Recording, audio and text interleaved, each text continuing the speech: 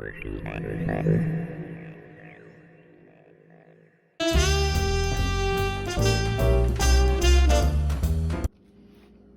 right, time to talk Fistful of Lead, Bigger Battles. The name sort of says it all. Bigger Battles is a riff on the same set of core rules that made Fistful of Lead, Fistful of Lead.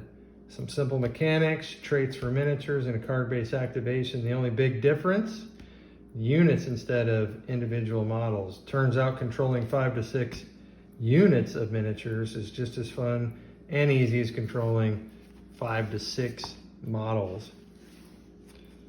So you can see we've got some status markers here that you can either print out if you have the PDF or photocopy for this.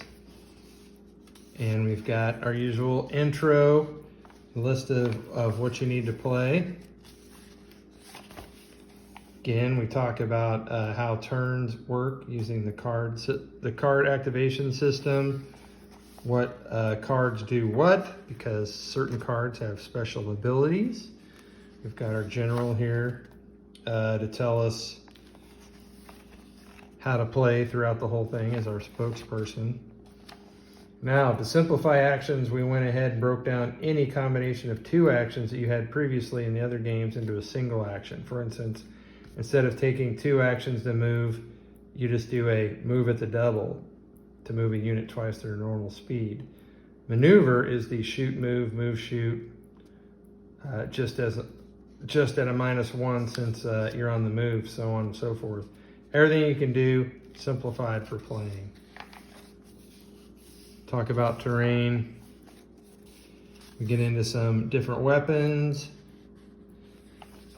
how shooting works, how close combat works. Firing is a little different. To shoot at an enemy, you roll with the strength of your unit. If you have 10 miniature shooting, you roll 10 dice. Same for close combat. Except the other player gets to fight back in that case.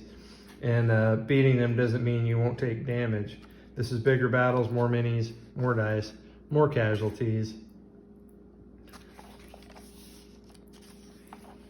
So we've got breakdown a little bit about what the different orders do, things about mounting and dismounting. We give you an example of a turn. We talk about how to build your units. It's very similar to building individual characters in Fistful of Lead. They get traits. We talk about arming them.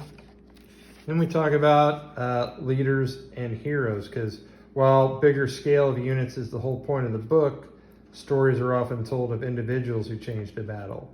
Commanders and heroes fit that role in bigger battles. While they fit very different roles in the battlefield, they can change the flow of the fight in their own ways, and they can give you those cinematic moments of a commander rallying their troops or pushing into the enemy, or a hero fending off a squad of troops on a narrow bridge while a unit recovers and advances to an objective. The possibilities are endless, and some of the game is decided by how you use your heroes and your leaders and when to use them. We've got vehicles in this because we have to cover modern and near future. So Bigger Battles covers vehicle side of large-scale combat, from tanks to stomping artillery walkers to chariots. We've got you covered. We even added vehicle traits to make them stand out. So you'll see we've got different traits for vehicles. Come to beast and monsters. We know what you're asking. We have units, we have commanders and heroes. We have big stompy robots with laser cannons. What about big bad monsters? Yes, we've even got an outline for you to take your favorite monsters and how to make them feel like a threat on a large battlefield.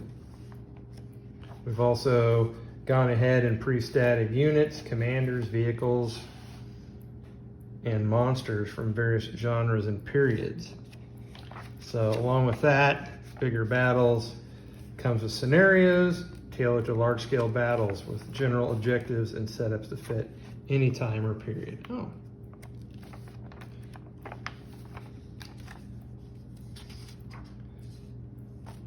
So with that in mind, What's to keep you from collecting an even bigger army and playing with some bigger battles?